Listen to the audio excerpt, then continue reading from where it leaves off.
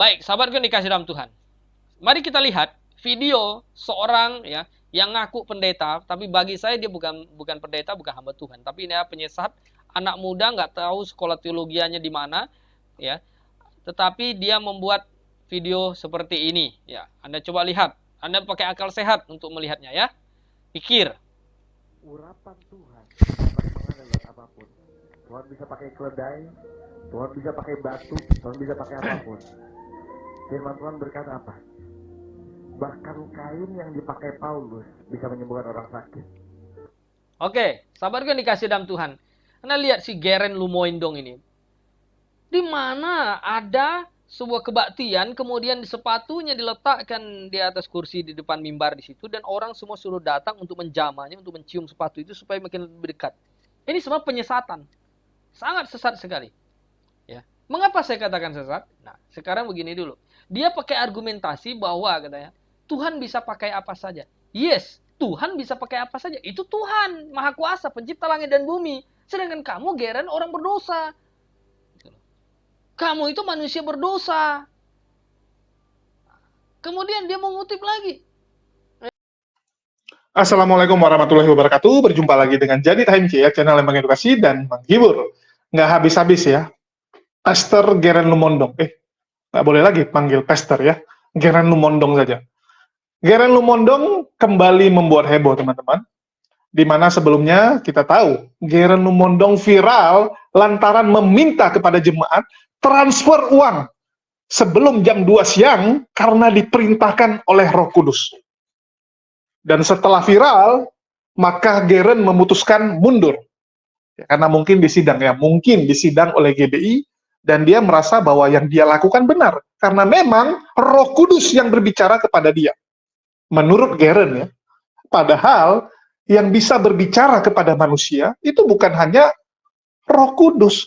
Ada roh setan yang banyak berbicara kepada manusia. Ini yang mungkin nggak disadari oleh Geren. Dan Geren ya, kembali viral teman-teman, karena mulai memberikan klarifikasi kemana-mana. Jadi mulai satu persatu, video-video viral yang pernah terjadi di dalam pelayanannya, itu dia klarifikasi. Kalau dulu mungkin dia jaga-jaga sikap, karena statusnya pastor, pendeta, nggak boleh sembarangan. Dan juga mungkin karena sibuk. Setiap hari ada yang minta didoakan, ada yang ngundang peresmian, pindah kantor, ya, pindah rumah, jadi nggak sempat. Kalau sekarang karena sudah nggak jadi pastor, dan tinggalnya juga di Australia, nah, jadi lebih ada waktu. Untuk seorang Geren ini untuk ngomong-ngomong dan mengklarifikasi hal-hal yang sempat viral di masa lalu. Salah satunya adalah tentang sepatu sakti, teman-teman. Wah, ini luar biasa ya. Jadi Geren Lumondong ini pernah viral karena menaruh sepatu dan mengatakan bahwa sepatu ini punya kuasa. Jadi dikatakan bahwa Tuhan mereka itu bukan hanya memakai makhluk hidup. Artinya bukan hanya manusia yang bisa dipakai oleh Tuhan. Tapi benda mati juga punya kuasa. Dan dalam hal ini, sepatu Gilbert Lumondong. Saya juga bingung ya. Kok bisa gitu? Padahal di altar itu ada banyak hal. Bisa Bible ya. Bible punya kuasa. Atau mungkin mic yang dipakai. Ini entah kenapa sepatu. Dan ini cukup mengejutkan gitu. Sehingga sepatu Geren itu dianggap benda suci. Dikatakan bahwa sepatu ini berhasil menyembuhkan orang. Lucu ya. Saya nggak tahu sepatunya masih ada sama Geren atau sudah dibeli oleh konglomerat gitu kan, yang mungkin tertarik gitu. Kan biasanya seperti itu, ada benda-benda yang viral, ya, benda-benda yang luar biasa. Nah, biasanya itu nanti dilelang. Biasanya pasti ada orang yang pingin mengoleksi. Apalagi kita tahu, jemaat-jemaat di tempat Geren, di tempat GBI Glow, itu banyak konglomerat. Mana tahu kan, udah Pak, saya beli aja sepatu Bapak gini kan. 50 miliar, 100 miliar gitu kan. Bisa jadi koleksi ya. Ini mirip dengan batu ponari nih. Saya nggak tahu, entah kenapa banyak sekali orang-orang tuh yang tertarik dengan benda-benda yang mereka anggap punya ini ya, mukjizat, punya kuasa gitu. Dan jelas hal-hal seperti ini ya jatuhnya adalah syirik, teman-teman. Kita tidak diperkenankan untuk mengikuti yang begini-beginian. Tapi ini cukup mengejutkan. Dan Garen Lumondong mengklarifikasi video viral tersebut ya, sekarang di saat dia ada waktu, dia mulai nih koar-koar menceritakan apa yang terjadi dan kenapa sepatunya itu punya kuasa. Nah, ini lucu juga ya. Jadi Garen itu ngotot mengatakan bahwa sepatunya memang dipilih secara khusus oleh Yesus, mempunyai kuasa. Wah, luar biasa sepatu ini ya. Sakti Mantraguna. Oke, kita dengarkan dulu pernyataan dari Garen mengenai sepatu saktinya ini dan bagaimana pandangan dari orang reform yang kita tahu sangat menentang kuasa-kuasa, bahasa roh, mukjizat-mukjizat seperti itu. Ya, kita dengarkan. Saya sendiri, saudara, melihat ini sesuatu yang aneh dan sangat ganjil, dan bagi saya tidak pernah kita menemukan hal semacam itu di dalam Alkitab. Sebetulnya ini karena masalah sepatu ya, jadi viral ya, seperti itu saudara. Tapi sebetulnya kalau saya mau lebih luas ya, karena ini tidak berbeda sebetulnya dengan apa yang juga ditampilkan oleh Benny Hinn ya. Kalau Benny Hinn itu suka meniup orang atau dia menggunakan jasnya untuk kemudian dikebaskan lalu orang jatuh-jatuh. Nah, kalau saya memasukkan isu sepatu ini dalam kelompok yang semacam ini, saudara, dan saya sendiri mengatakan hal-hal ini adalah hal-hal yang ganjil dan aneh, dan saya tidak pernah menemukan justifikasi atau pembenaran dari Alkitab. Saya pikir ini dulu ya untuk pertama dari saya. Silakan mungkin Pastor Geren untuk bisa memberikan klarifikasi mengenai video yang dulu. Sekali lagi, karena banyak yang isu di sana-sini, apakah saya sudah mengundurkan diri menjadi pendeta? Betul, saya sudah mengajukan pengunduran diri menjadi pendeta, tetapi panggilan saya tetap hamba Tuhan. Mengapa? Bukan karena pindah kepercayaan atau keyakinan sama sekali, tetapi agar saya bisa fokus untuk kedua anak saya, yaitu Judah dan Noah, dan untuk kasusnya saya nggak akan bahas di sini. Nah, sekarang untuk klarifikasi dari video itu, konteks dari video itu saya lagi menyampaikan firman Tuhan di GBI Glow Kelapa Gading. Saya lupa tahun berapa, mungkin tahun 2019 atau 2020. Lalu saya lagi menyampaikan bahwa Tuhan bisa pakai apa saja, Tuhan bisa pakai siapa saja. Nah, pada saat itu saya merasa digerakkan, yang di sekitar saya lihat ini adalah saat untuk demonstrasi kuasa Roh Kudus. Nah, di sekitar saya lihat, oh ada sepatu. Nah, lalu saya taruh sepatu itu, dan saya tidak menyuruh orang menciumnya, saya tidak menyuruh orang yang sakit untuk memegangnya, tapi saya memilih ada beberapa orang, ya coba sentuh sepatu ini. Dan ketika mereka mau sentuh, mereka pun rebah. Dan ini juga pun di luar ekspektasi saya, dan di hadapan Tuhan saya bisa bilang bahwa ini tidak dibayar, tidak disetting, bukan drama. Dan ya, karena saya tidak bisa menghadirkan video-videonya ya. Jadi saya terima saja apa yang dikatakan Pastor Geren, saya percaya saja dalam klarifikasinya tadi, tapi catatan saya tetap bagi saya itu adalah sesuatu yang ganjil dan aneh dan tidak pernah ada di dalam Alkitab ya. Ya seperti itu ya tanggapan saya ya. Silakan sekarang Pastor Geren kalau apa ada dasar biblika, teologis, dan juga mungkin ada dasar-dasar sejarah untuk, tapi mungkin singkat tepat jelas ya, karena waktu kita pun malam ini nanti terbatas ya. Ya silakan. Jadi kalau Bapak bilang itu aneh, saya setuju. Kalau dibilang itu sesuatu yang ganjil, saya juga setuju. Karena dalam 10 tahun saya pelayanan mujizat itu hanya terjadi sekali. Nah, ada rumor-rumor, isu-isu yang bilang, oh sepatu sakti kemana-mana dibawa, orang suruh sentuh untuk sembuh, untuk apa, tidak pernah terjadi. Jadi itu cuma sekali saja, dan itulah yang diviralkan. Jadi kalau Bapak bilang aneh dan ganjil, saya setuju. Namun mari sama-sama kita lihat dari sisi biblika, lalu dari sisi sejarah. Karena sebenarnya ini sesuatu yang menurut saya secara biblika dan secara sejarah kita lihat sebagai sesuatu yang memang sebuah anomali atau sesuatu yang berbeda, tetapi tidak bisa kita langsung bilang ini sesat dari setan atau yang percaya bahwa itu terjadi masuk neraka. Bukan itulah argumentasi kita. Nah, saya percaya bahwa cara Tuhan bekerja adalah melalui nomena dan fenomena. Ada bagian nomena, ada bagian fenomena. Ada bagian pengetahuan dasar, ada bagian pengetahuan supranatural. Nah, kita akan bahas sama-sama, lihat dari dasar biblika, dari dasar sejarah, dan juga apakah pernah terjadi hal-hal demikian. Nah, saya dan Pak Muriwali kita lahir dari istilahnya rahim yang sama, yaitu dari Protestan Injili, lalu kita berpisahnya mungkin di Injili, ada yang bilang Injili Pentakosta, ada yang bilang Injili ke Reform, atau dari Reform ke Pentakosta, apapun lah itu, tetapi dasarnya kita berasal dari Injili ini. Dan kami dari kaum Injili tidak percaya ada kuasa dalam relik-relik. Nah, relik-relik lah yang dipercaya oleh sahabat-sahabat Katolik untuk memiliki kuasa. Kalau saya masih percaya seperti di Alkitab bahwa kesembuhan kuasa itu karena iman kepada Kristus Yesus. Kenapa orang pegang relik bisa sembuh? Karena bukan karena reliknya ada kuasanya, tapi karena iman mereka kepada Yesus. Sama seperti ibu yang memegang jubahnya Yesus, itu karena imannya kepada Yesus. Jadi saya akan bahas dari pola biblika, karena saya dan Pak Muriwali sama-sama di sistematika, kita tidak melihat ayatiah, tapi alkitabiah. Kita nggak melihat satu persatu, tapi kita melihat pola, lalu systematize. Nah, itu yang sama-sama kita akan pelajari. Nah, lalu saya akan ambil satu case spesifik dari kisah Paulus. Nah, pertama kita lihat dulu dari sisi sejarah.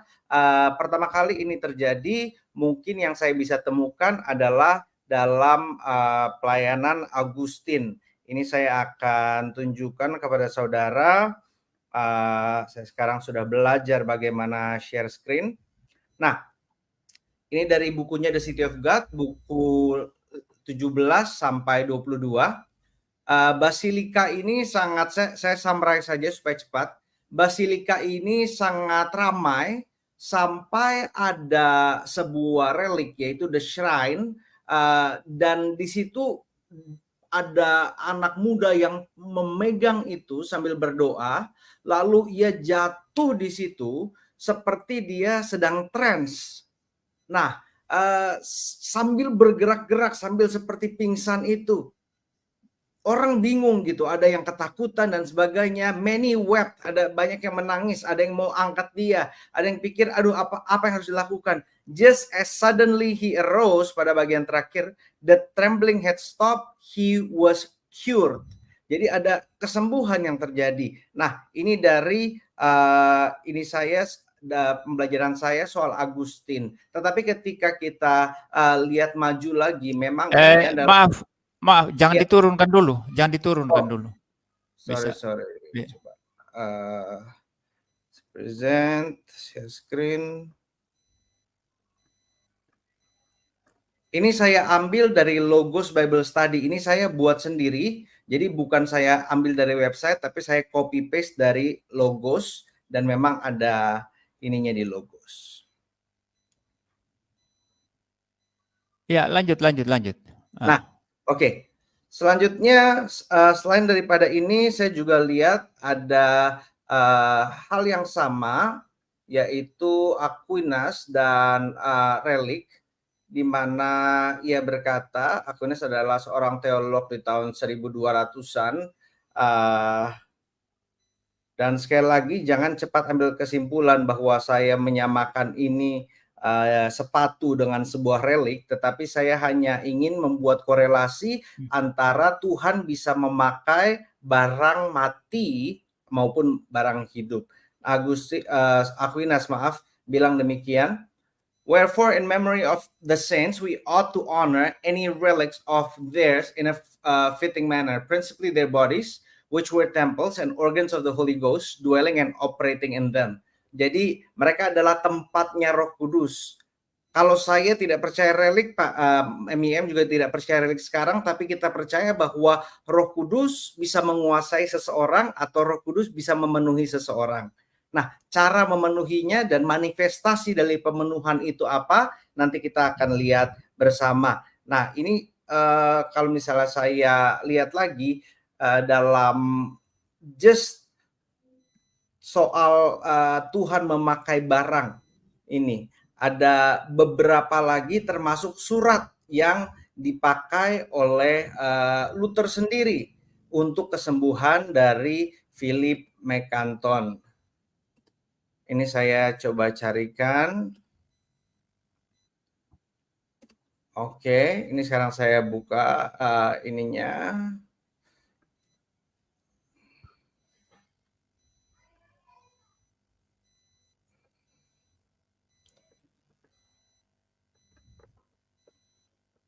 Ini saya share. Dan ini saudara memang tidak ada ini bukunya, tapi kalau saudara yang mau melihat membaca, ini diambil dari buku The Charismatic Luther dari Eddie Hyatt, dan ada juga 2000 tahun 2000 Years of Charismatic Christianity dari penulis yang sama, Eddie Hyatt. Dia adalah presiden dari Hyatt International Ministries, dan dia menulis tentang tentang Mykonus, bahwa Luther menulis Mykonus, ketika engkau membaca surat ini maka engkau akan disembuhkan. Dan ketika Mykonus pegang surat itu, membaca surat itu, menurut catatannya ia disembuhkan. Dan ini semua ada bibliografinya. Jadi bukan sembarang ada yang tulis. Ini diambil dari History of the Christian Church yang ditulis oleh Schaff, volume yang ke-6, halaman 723.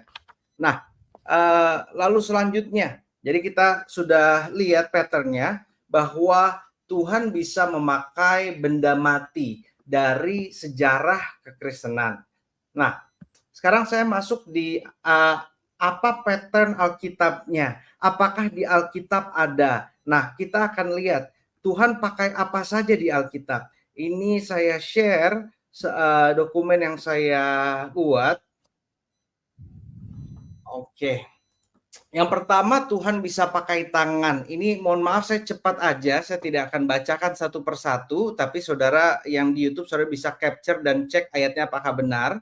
Tuhan bisa pakai tangan, sampai hari ini juga saya percaya Tuhan bisa pakai tangan hamba Tuhan.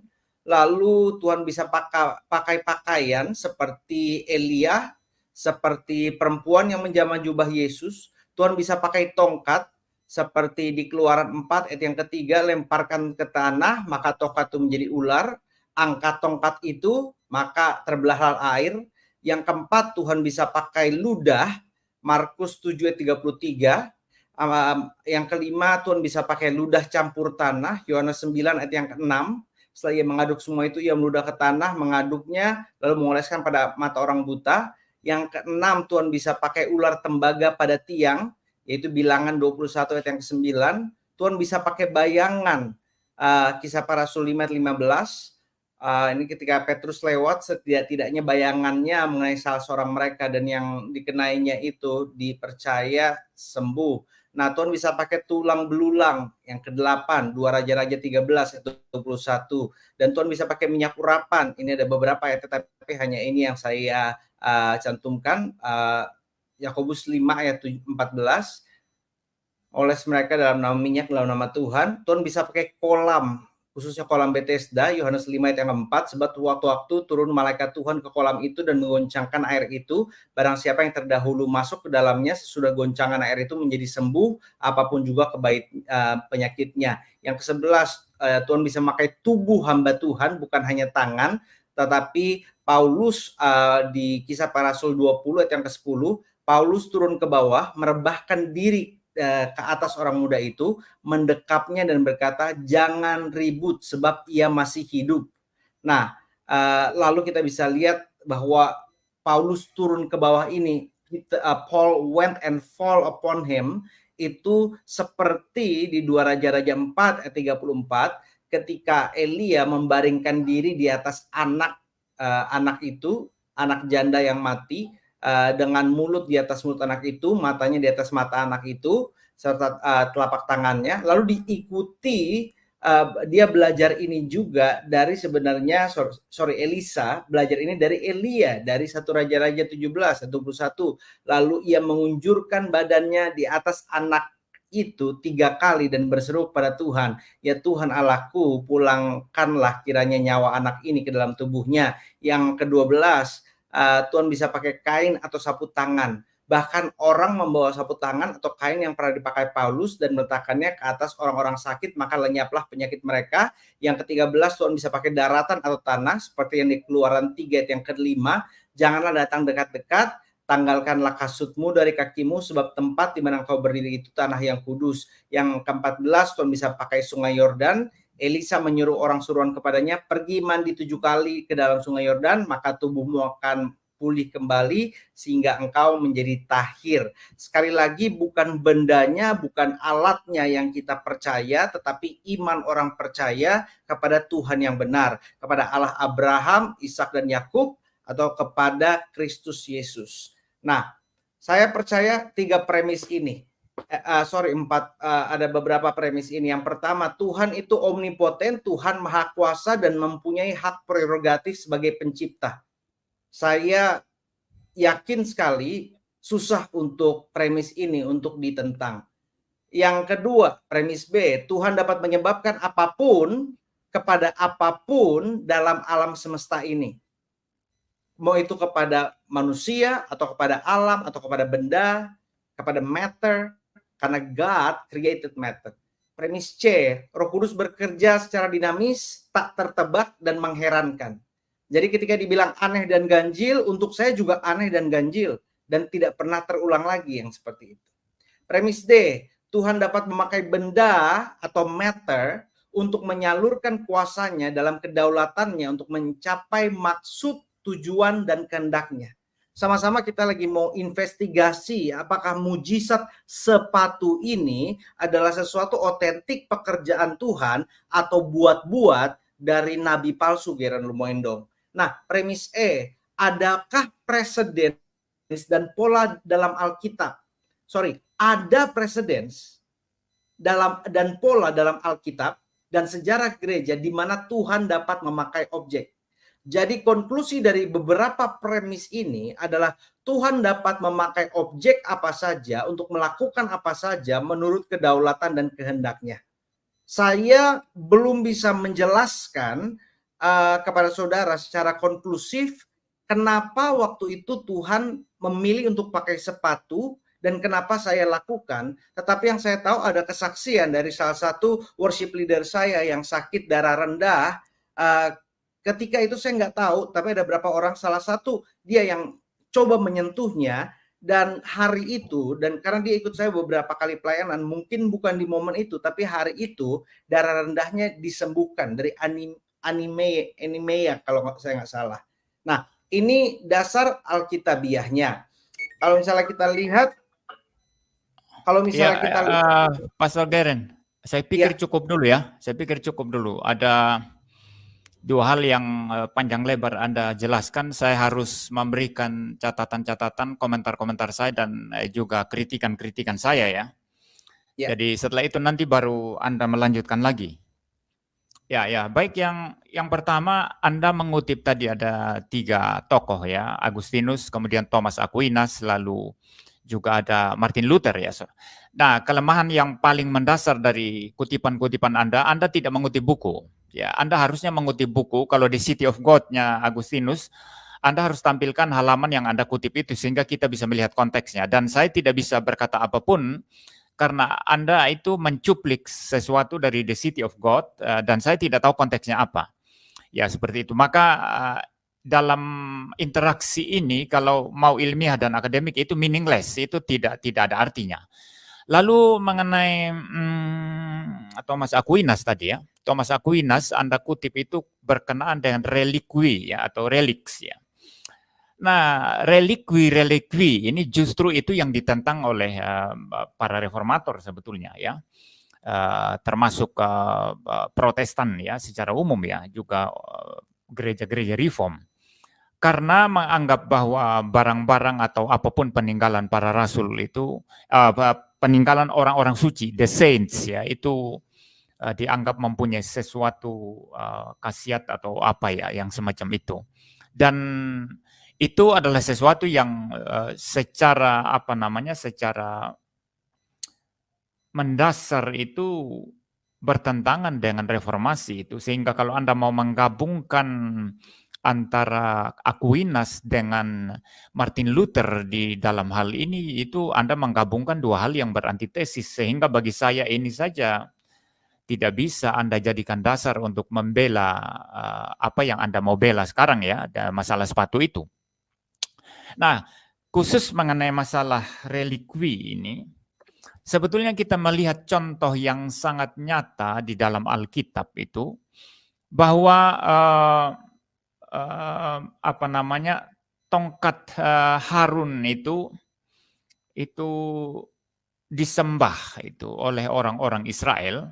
Itu ada di dalam kitab Tawarikh itu, ular tembaga Musa ya termasuk tongkat Harun juga. Ular tembaga Musa itu disembah oleh apa namanya, oleh orang-orang Israel dan diberikan semacam ya korban persembahan begitu. Mereka sebut itu Nehustan. Anda nanti cari di kitab Tawarikh, dan itu sangat-sangat dimurkai oleh Tuhan.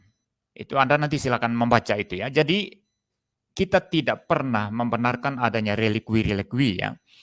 Itu ya, itu yang masalah relikwi. Lalu Martin Luther, sekali lagi sama Anda mengutip Martin Luther tadi itu dengan cuplikan yang saya tidak tahu halaman berapa dari buku Luther, dan atau mungkin penulis sejarah tentang Luther halaman berapa dan lain sebagainya.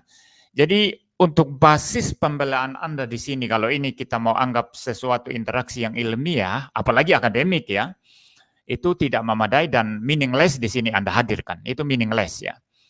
Ya itu masalah tiga tokoh yang Anda hadirkan ya. Jadi saya nggak bisa berkata apa-apa di sini karena itu tidak berarti apa-apa di sini ya. Jadi yang kedua masalah yang biblika tadi, apa bisa ditampilkan lagi? Ada beberapa ya, ada beberapa hal yang saya mau katakan mengenai itu. Ya sambil saya tunggu ya. Ya baik. Ya, jangan diturunkan dulu ya. Saya akan memberikan tanggapan saya, dan tentu tidak akan satu persatu. Ya, saya tidak membantah Anda mengutip semua di situ yang ada yang masalah Tuhan memakai tangan, ya, lalu ada pakaian, ya, sapu tangan juga ada, lalu Paulus pernah itu apa namanya tidur di atas berbaring di atas tubuh Eutikus yang sudah mati, ya, lalu berdoa di atasnya. Juga Elia pernah seperti itu dan lain sebagainya. Coba dinaikkan ya, dinaikkan ke atas. Oh, saya bisa naikkan sendiri ya. Oh, bisa ya, Pak? Ya, biar saya naikkan kalau. Oh, enggak bisa ya. Oke. Enggak bisa, saya enggak bisa. Anda yang harus menaikkan. Iya. Sampai ke bawah aja enggak apa-apa. Ya, Anda terus naikkan. Itu Anda tulis ludah. Ya, Tuhan Yesus pernah meludah ke tanah, campur tanah lalu menyembuhkan orang buta kan. Ada minyak urapan itu dalam perjanjian lama, itu konteks minyak urapan ya. Kolam Bethesda ya, tubuh hamba Tuhan ya. Terus naikkan. Ya, nah. Terus naikkan aja, naikkan terus sampai di premis Anda tadi itu. Ya, Sungai Yordan semua itu memang ya, stop di sini ya. Semua itu memang ya disaksikan Alkitab, saya tidak membantah itu. Ya, tetapi problem utamanya mengapa itu ada dalam Alkitab dan mengapa sepatu Anda itu dicium orang atau disentuh orang lalu orang jatuh-jatuh, apakah ini konteksnya sama? Kemudian juga tujuan hal-hal itu ada sama atau tidak, saya tidak melihat sama sekali hubungannya. Karena kalau Anda mempelajari Alkitab secara keseluruhan, semua yang terjadi itu tadi itu ada dalam konteks pewahyuan Alkitab.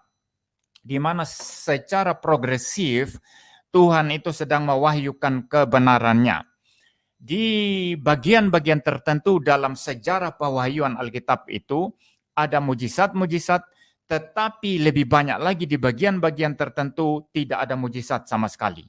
Nah, kalau di dalam perjanjian lama, titik-titik di mana mujizat itu ada adalah pada titik Musa, itu pada saat Musa, kemudian pada saat Elisa Elia.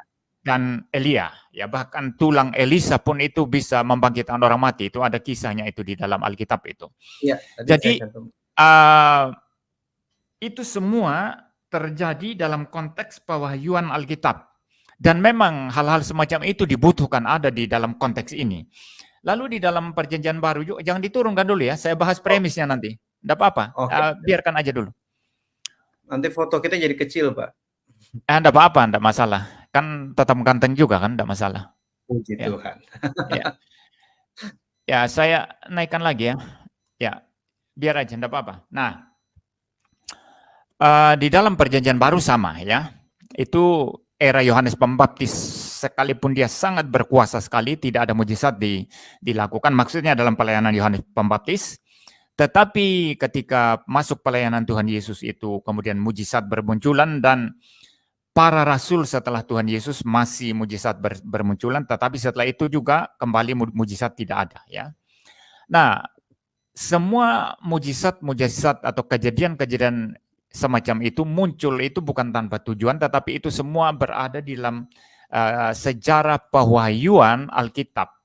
Seperti itu. Jadi itu mempunyai signifikansi di sana. Ketika Alkitab sudah lengkap diwahyukan, ya, maka tidak diperlukan lagi kejadian-kejadian semacam itu yang berkaitan dengan sejarah pewahyuan Alkitab itu. Tidak diperlukan lagi karena Alkitab sudah lengkap. Nah, pernyataan ini tidak menegasikan bahwa tidak ada mujizat ya, jangan salah paham ya. Ya, bukan seperti itu ya. Pernyataan saya ini tidak menegasikan bahwa mujizat tidak akan terjadi lagi, bahwa Tuhan tidak akan mungkin menyatakan semacam kuasa supranatural lagi dalam sejarah, bukan seperti itu, tetapi hal-hal yang Anda catat semua ini tadi yang dipakai oleh baik para nabi maupun para rasul maupun Tuhan Yesus sendiri, itu semua berkaitan dengan konteks pewahyuan Alkitab. Dan saya tidak melihat relevansi sepatu Anda itu terhadap konteks ini tadi, ya, pewahyuan Alkitab itu. Karena Alkitab sudah selesai diwahyukan. Ya, itu pertama, prinsip pertama. Prinsip yang kedua itu adalah masalah premis tadi ya. Saya akan besarkan. Nah, Anda menulis di sana Tuhan omnipotent dan mempunyai hak. Ya, saya percaya itu. Saya pasti percaya itu. Roh Kudus bekerja secara dinamis, tak tertebak dan mengherankan. Tetapi dalam konteks apa ya? Kalau dikatakan dalam sembarang hal ya, saya tidak percaya itu. Tetapi saya percaya Roh Kudus bekerja sesuai dengan rencana Allah, sesuai dengan rencana Tritunggal ya. Dan di dalam satu norma atau di dalam satu prinsip yang memang di mana Roh Kudus itu tidak bisa tidak melakukan itu ya. Artinya di dalam natur ilahinya dia melakukan itu. Itu berarti bahwa apa? Sesuatu yang bertentangan dengan natur ilahinya Roh Kudus tidak akan melakukan ya. Ya, lalu ada premis day juga, itu Tuhan akan dapat memakai benda untuk menyalurkan kuasanya. Ya, seperti tadi yang Anda catat itu ya, tapi itu dalam konteks pewahyuan Alkitab. Lalu ada premis E, dalam providence dan pola dalam Alkitab dan sejarah di mana Tuhan dapat memakai objek. Luther menggunakan surat ya, ini yang saya perdebatkan. Saya tidak percaya relikwi, ya, saya tidak percaya kekuatan-kekuatan ya, di mana dianggap Tuhan bekerja melalui kekuatan-kekuatan melalui surat atau relikwi atau mungkin konteks sekarang orang berdoa pada air putih lalu dikasih bawang merah atau bawang putih lalu suruh minum orang sakit. Karena kita tidak memerlukan media-media seperti itu.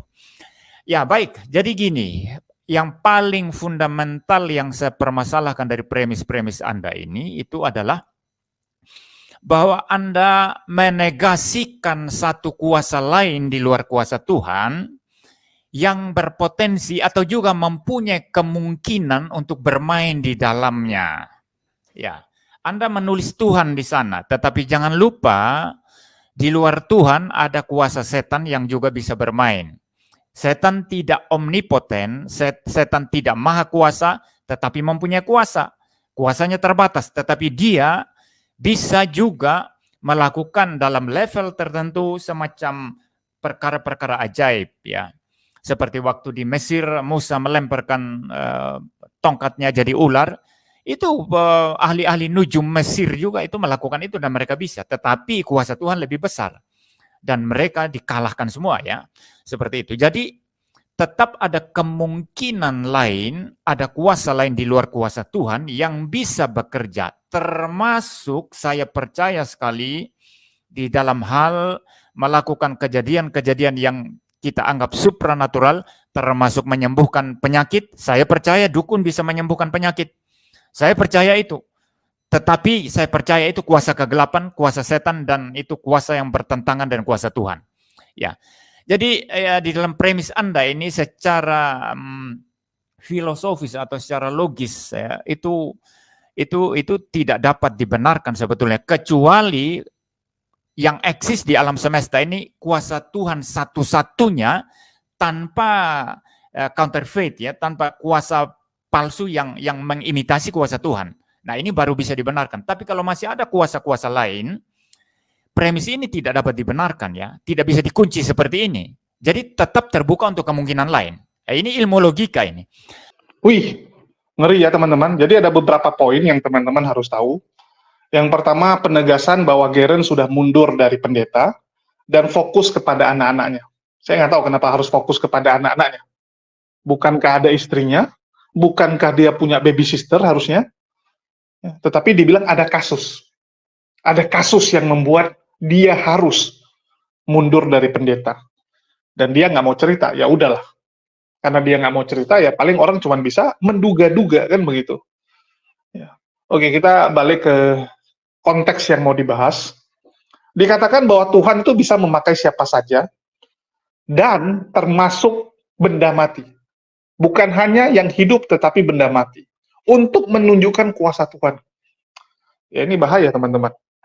Karena setan pun mengelabui manusia dengan benda-benda yang seperti itu.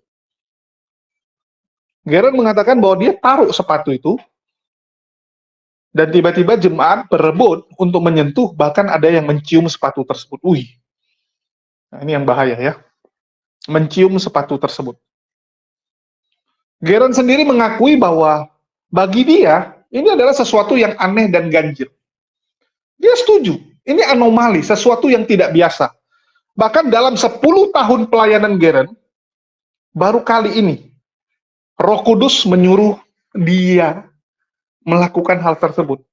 Artinya 10 tahun kan udah banyak sekali pelayanannya.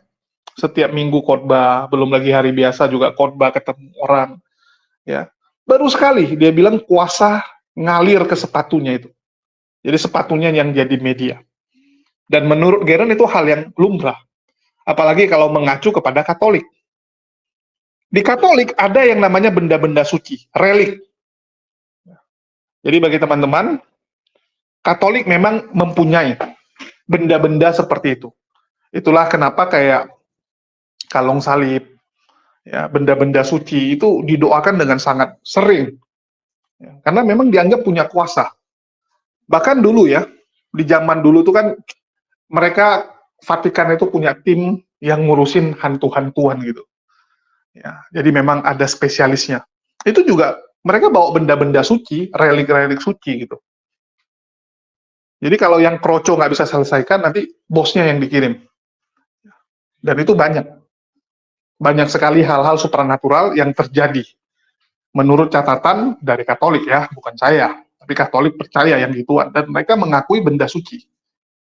Tetapi menurut MYM, kalau Anda percaya dengan relik, Anda jadi Katolik aja gitu. Ngapain jadi Protestan? Karena yang membedakan Protestan dan Katolik, Protestan tidak percaya dengan benda-benda seperti itu. Nggak boleh. Kenapa nggak boleh? Karena berpotensi menjadikan orang menjadi menyembah kepada benda tersebut. Sama seperti ular tembaganya Musa, tongkatnya Harun. Terakhir disembah. Padahal ya mohon maaf nih, ini pandangan Islam ya, saya harus katakan pandangan Islam. Itu juga terjadi sama kalian. Di saat Nabi membuat mukjizat, kalian pikir Nabi tersebut Tuhan.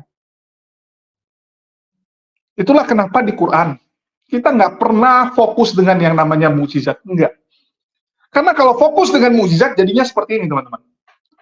Jadinya seperti ini, yang disembah orangnya, nabinya, orang yang diberikan kuasa oleh Allah. Benda yang seperti itu, ini bahaya. Ini bahaya. Itulah kenapa Islam kita nggak pernah sibuk dengan yang namanya mukjizat. Padahal yang namanya koroma itu banyak. Kalian kalau dengar cerita-cerita tentang koroma, wah banyak sekali. Tapi kita biasa saja. Karena memang nggak boleh, teman-teman. Saya setuju dengan yang disampaikan MIM. Bahwa kuasa itu bukan hanya dari Tuhan. Setan lebih sering melakukan kuasa.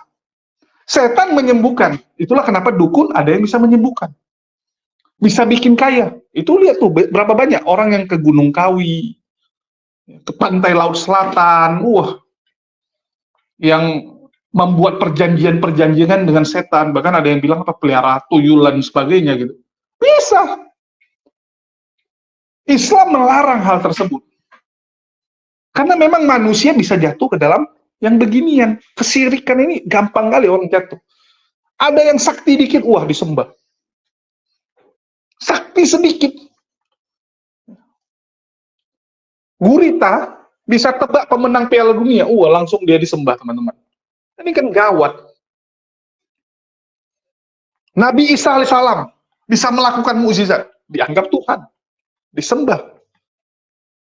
Untuk hal ini saya setuju dengan MBM, hati-hati.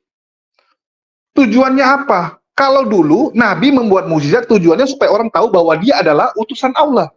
Kenapa Nabi harus punya mukjizat? Ya karena itu. Supaya tahu bahwa dia memang adalah Rasul, utusan. Kalau sekarang kamu siapa? Tujuannya apa? Begitu kan? Jadi jangan dibilang, oh Tuhan bisa pakai kok. Ada di Bible. Pakai tangan, pakai pakaian, jubah, tongkat, ludah, ular ya. Ular tembaga maksudnya. Bayangan, tulang belulang, minyak urapan. Paling luar biasa minyak urapan. Bahkan sampai sekarang tuh ada salah satu sinode Kristen Protestan, gede pula itu, salah satu gereja terbesar di Indonesia, itu sangat menekankan minyak urapan. Luar biasa penekanan minyak urapannya. Bahkan disuruh jemaat itu standby selalu minyak urapan. Kenapa standby? Ya karena kamu nggak tahu kapan kamu meninggal. Sehingga saat kamu meninggal, kamu bawa tuh minyak urapan. Saya sampai bingung, wow. Jadi minyak urapannya dibawa terus. Ya nggak apa-apa sih, cuman lucu aja. Lucu aja gitu. Jadi memang Katolik dan Protestan ini ya berbeda pandangan tentang relik, benda suci gini. Kita tahu bahwa Katolik memang lebih banyak yang begini-beginian gitu. Menurut MBM, ya ngapain lagi gitu, mujizat ngapain lagi gitu. Toh juga pewahyuan sudah selesai. Ya, nggak perlu lagi karena sudah selesai. Kalau dulu perlu untuk menunjukkan bahwa dia memang dipilih. Ya saya setuju karena Nabi udah nggak ada. Ya Nabi sudah selesai. Kecuali orang Kristen mau percaya kalau Luga adalah Nabi, itu boleh. Artinya masih diperlukan. Untuk hal ini kita cukup terkejut dan terkesima lah. Ya.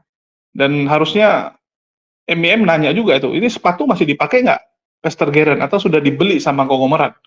Nah, ini saya cukup penasaran nih. Saya kalau ketemu dengan Geren atau bisa komunikasi, saya mau nanya, masih sama dia atau sudah dibeli ini sama kolektor, sama konglo? Ya. Besok-besok tinggal bilang kan, ini benda ini ajaib. Nah, besok topi, besok yang lain. Dan sekali lagi, ya kita harus ingat nih.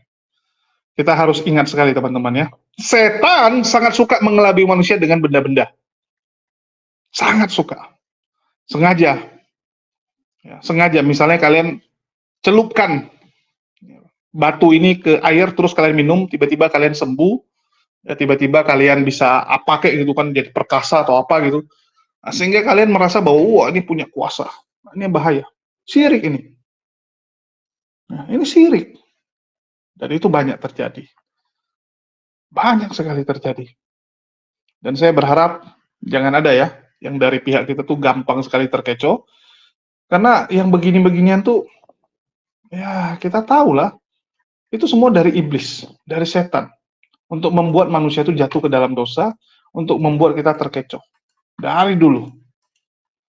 Jadi jangan sampai kita ikut-ikutan lah dengan mereka. Jangan sampai kita menjadi seperti mereka. Kalau saya sih itu aja yang bisa saya sampaikan. Dan kita akan bahas lagi karena cukup viral nih Geren Lumondong ya. Dan sekali lagi terima kasih buat teman-teman yang sudah mendukung channel ini. Dan sedikit pengumuman ya, saya juga bingung. Tiba-tiba ada beberapa orang-orang yang bahkan sampai WA kepada saya menanyakan beberapa hal ya. Yang pertama, kalau masalah saya sakit, saya rasa teman-teman sudah sebagian tahu. Dan ya karena kecapean sih. Kemarin tuh di Aceh terlalu capek. Sebelumnya di Jakarta karena temani adik yang datang, ya saya keluar terus. Jadi dor terus keluar dan capek. Sehingga begitu nyampe Medan tumbang. Oke, di sini saya ada posting sesuatu. Ya, saya nggak tahu nih kenapa teman-teman tiba-tiba jadi nggak nyambung. Ya mohon maaf saya katakan jadi nggak nyambung. Karena padahal saya udah jelas-jelas ngepostingnya gini ya. Ini ada satu matras yang saya jual. Ya, kenapa matras ini bisa saya jual? Jadi saya pesan matras ini 3 hari sebelum adik saya nyampe. Ya, saya pikir dalam waktu 3 hari pasti sudah sampai dong. Toh gudangnya di Jakarta. Harusnya kan gampang gitu. Apalagi ini Informa. Rupanya nggak bisa teman-teman. Ya, kalian bisa lihat. Informannya bilang nggak bisa. Dia butuh 2 hari untuk mengemas barang tersebut. Setelah 2 hari, besoknya baru bisa diserahkan ke bagian ekspedisi. Ekspedisi kirim ke tempat kita butuh 2 hari lagi. 1-2 hari. Jadi kurang lebih dari kita beli, itu butuh 4-5 hari baru nyampe. Dan saya nggak mungkin nunggu gitu lama. Kasihan, nggak ada tempat tidur dia. Terpaksa saya pergi ke toko untuk beli lagi. Ya, ini barangnya saya beli 1 juta. Tambah ongkos kirim 1 juta lebih. Saya jual 950.000. Karena posisinya ini baru teman-teman. Ya, bisa dicek. Kalau kasur kan sudah dikeluarin dari plastiknya. Kalau plastik udah kalian sobek, dia akan mengembang. Ya, dia akan mengembang seperti ini. Nah, ini yang saya beli tipenya. Ya, ini saya ambil langsung dari Informa. Ini tipenya Cornell. Ya. Jadi itu sih saya nggak tahu juga kenapa masih banyak yang kayak WA aneh-aneh gitu ya. Nih. Beli 1 juta, dijual 9.700.000, untung berkali-kali lipat. Siapa yang mau beli? Saya juga bingung. Masalah siapa yang mau beli ya tergantung gitu ya. Ini kalau mungkin saya bilang kasur sakti, saya jual 9.700.000 mungkin ya. Misalnya kalau kasur ini punya kesaktian seperti sepatu Geren Lumondong ya, mungkin baru bisa laku. Oke, itu aja sih. Terus ditanya kenapa nggak nyumbang ke anak jalanan saja? Anak jalanannya siapa gitu? Dan apakah anak jalanan punya tempat untuk taruh kasurnya? Kan begitu. Terus, ya jujur, untuk sekarang, karena dari kemarin lagi banyak pengeluaran, saya lagi sangat berhemat. Ya, jadi, mohon maaf, karena terakhir, ya kita cuman bisa bantu atau Idul Adha. Selesai Idul Adha, kita lagi penghematan besar-besaran. Ya, jadi harap dimengerti. Oke, mungkin itu aja. Dan biasanya saya kalau bisa sumbang, mungkin saya sumbang sih. Tapi nantilah. Kalau memang nanti pun nggak laku dan Allah berikan rezeki yang lain, ya mungkin kita akan nyumbang. Termasuk mungkin kasih luga aja lah. Ya, kalau disuruh nyumbang daripada anak jalanan yang kita nggak kenal, ya mending luga. Karena luga juga kategorinya kan anak jalanan. Itu sih. Ya mungkin itu aja dari saya. Makasih buat teman-teman semua. Di akhir kata saya ucapkan wassalamualaikum warahmatullahi wabarakatuh. Sampai jumpa di